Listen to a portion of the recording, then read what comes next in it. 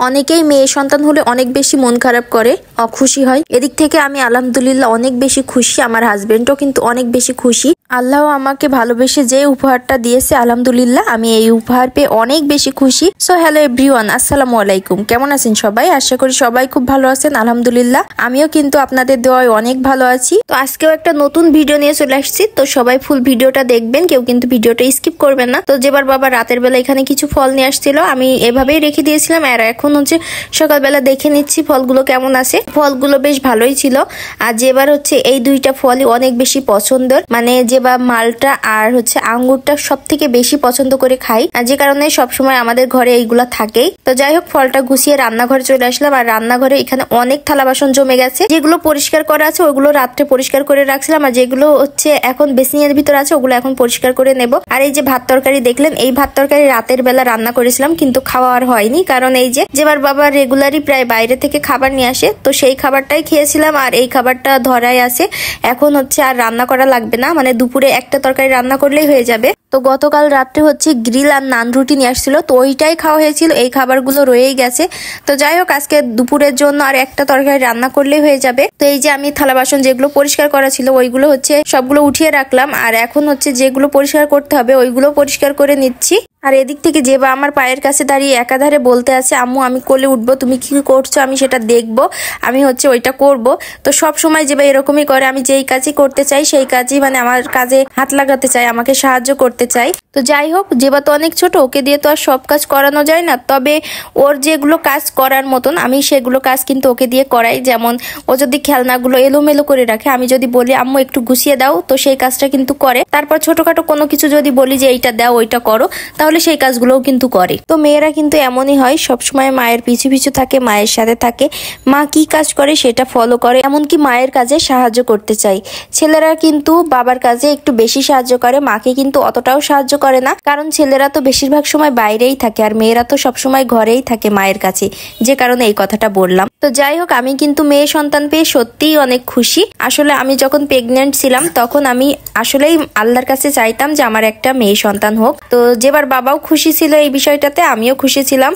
আসলে সন্তান ছেলে বা মেয়ে এটা কোনো বিষয় না, যখন ওই মায়া ভরা মুখের দিকে তাকাবেন তখন আপনার সব দুঃখ সব ক্লান্তি কিন্তু মুছে যাবে, তখন মনে হবে না যে কোনটা ছেলে আর কোনটা মেয়ে। তো যাই হোক, আমার মেয়েটাকে পেয়েও আমি অনেক বেশি খুশি, আল্লাহর কাছে লাখ লাখ শুকরিয়া আমাকে একটা কন্যা সন্তান দান করার জন্য। তো যাই হোক, এই যে জেবাকে কোলে করে নিয়ে এবার বাকি রান্নাটা করব, মানে এতক্ষণ তো থালা বাসন পরিষ্কার করছিলাম, যে কারণে মানে ওকে কোলে নিতে পারছিলাম না, আর ও তো আমার পায়ের কাছে দাঁড়িয়ে একাধারে বলছিল যে আম্মু আমি কোলে উঠবো, তুমি কি কাজ করছো আমি দেখবো, আমি করব, এগুলা বলছিল। তো যাই হোক, তখন আর কোলে নেওয়া হয়নি। আর এখন রান্নার সময় মানে পুরো রান্নার সময় এখন যেবা আমার কোলেই থাকবে, তো আপনারা মাঝে মধ্যেই দেখতে পাবেন।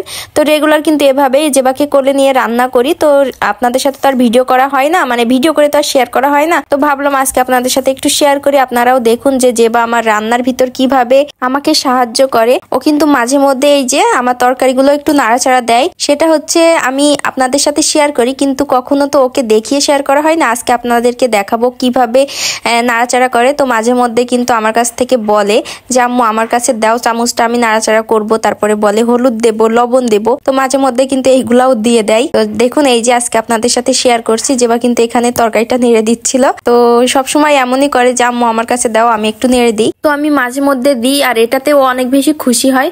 তো যাই হোক, এইভাবেই চলতে থাকে আমাদের মা মেয়ের দুইজনের রান্না বান্না। ও আর আমি হচ্ছে সবসময় এরকম গল্প করি আর রান্না বান্না করি। আর এখন থেকে কিন্তু আমিও আপনাদের সামনে এসে এরকম ভাবে ভিডিও করব, তো রেগুলারই এরকম ভাবে ভিডিও করার ট্রাই করব। তো কেমন হবে বা কেমন লাগছে আমার ভিডিওগুলো অবশ্যই কিন্তু কমেন্ট করে জানাবেন। আর আজকে তো আপনাদের সাথে শেয়ারই করা হলো না কি রান্না করছি। তো আজকে এখানে রান্না করছি পুঁই শাকের মেচড়ি দিয়ে আর কচু দিয়ে। তো যাই হোক, এই তরকারিটা খেতে কিন্তু ভালোই লাগে। আর হচ্ছে বেগুন ভাজি আছে, তার সাথে ফুলকপি আলু আর মাছ দিয়ে একটা তরকারি রান্না করা আছে, আর ভাতটাও ধরা আছে, যে কারণে ভাতটাও আর রান্না করা লাগবে না, শুধু এই একটা তরকারি রান্না করলেই হয়ে যাবে। তো যেবাকে এখানে আমি বলছিলাম তুমি সব আঙ্কেল আন্টিদেরকে একটু হাই বলে দাও, আদর করে দাও। তো যেবা আমাকে আদর করছে, আমি বললাম যে তোমার সব আঙ্কেল আন্টিদেরকে হাই বলে দাও, আদর করে দাও।